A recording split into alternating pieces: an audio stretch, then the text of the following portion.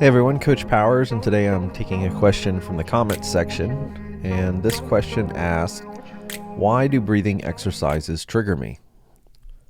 Maybe you can relate to this.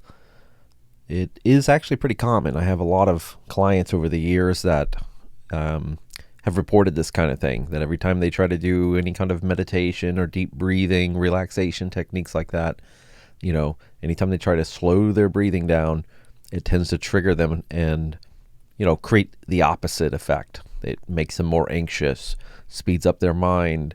Sometimes they might have a breathing issue already, air hunger, for example.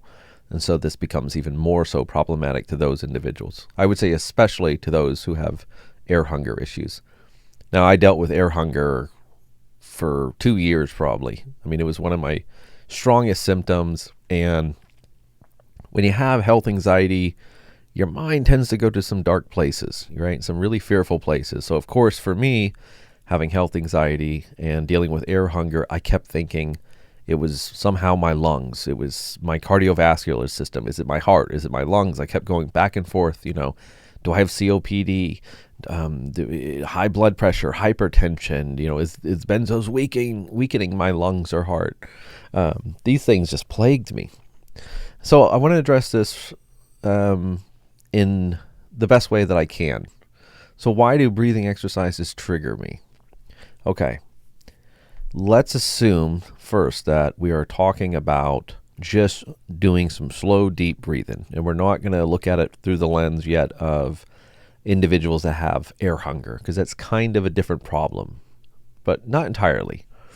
So if you're trying to do deep breathing exercises and you're just finding it an awful time and it keeps, ramping up your symptoms, one of the explanations for this that I found, and I've seen this really turn around for people, is that they're putting too much effort, too much emotionality on the exercise, right? So they're actually trying to use the exercise as some kind of fire extinguisher.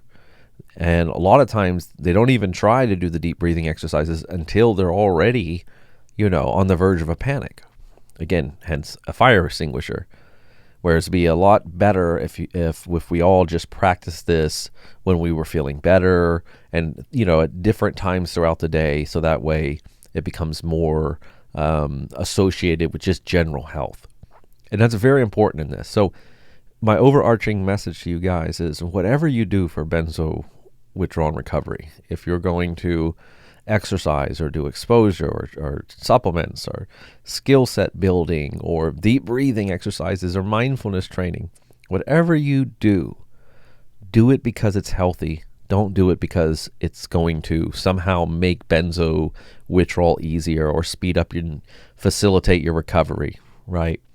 Now, it's true that those things can indeed do that, right? Exercising, deep breathing exercises, for example, access that parasympathetic nervous system, wonderful. Brings down the anxiety, lowers cortisol, norepinephrine levels, allows those feel-good hormones a chance to kind of start to elevate and have their time.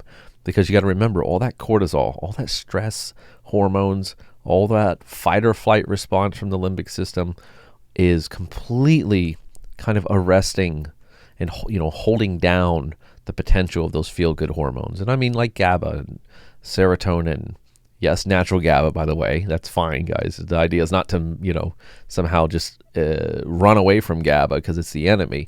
Natural GABA, serotonin, dopamine, oxytocin, endorphins, these are great. But they definitely get suppressed by the stress fight or flight center. So when you're doing breathing exercises, remember, do it because you're just trying to slow your breathing, not for benzo recovery, not because you're on the verge of a panic attack. And if you do this, somehow it's going to guarantee you that your limbic system won't go full overdrive. Although certainly you can do breathing exercises to help fight off a panic attack. But again, try to sprinkle this into your day and other times. You don't want your limbic system to start to associate doing deep breathing with danger. And that's what it starts to do. It says every time we're in danger, we try to do deep breathing. So then when you're not in danger and you try to do some deep breathing, what happens? Your brain gets confused. It's classical, conditioning, classical association here between two stimulus.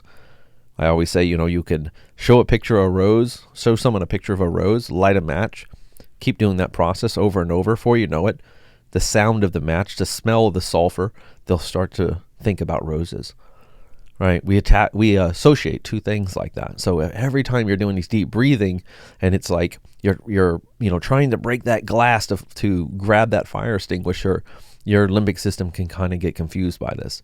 Whereas if you're doing deep breathing generally throughout the day, and you're just trying to maintain a kind of lower, more calm state, which should be the goal of everyone listening to this, by the way, right? It's not just we're going to sit and do deep breathing 3 or 4 times a day, but the idea of just generally trying to slow down, generally trying to relax a little more, generally trying to let go a little more, and have more acceptance and have more forgiveness and give yourself time to heal. And above everything, get off any forums or anything that's toxic, anything that's triggering you. Get off of it, right? It's almost like running, on a treadmill while eating chocolate cake. It's very counterproductive, let's say. So that's the other thing. We can't put too much on the breathing exercises.